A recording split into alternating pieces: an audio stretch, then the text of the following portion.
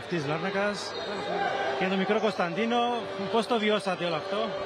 Εντάξει, καταρχήν να πούμε ότι είναι δύο σπουδαίες ομάδες που ανεβάζουν την πορεία του Κυπριακού καλαθόσφαιρας.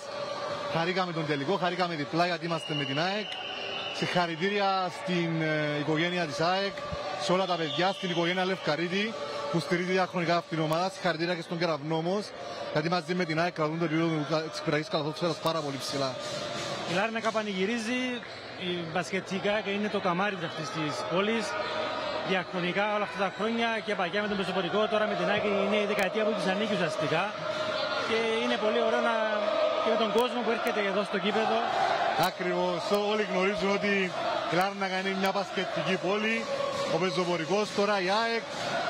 Διατηρούμε την παράδοση. Φέτος καταφέραμε να πάρουμε τον double. Ελπίζω για περισσότερες επιτυχίες.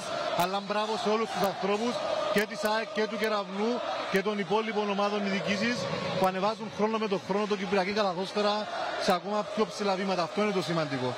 Να είστε καλά, ευχαριστώ. Να είστε καλά.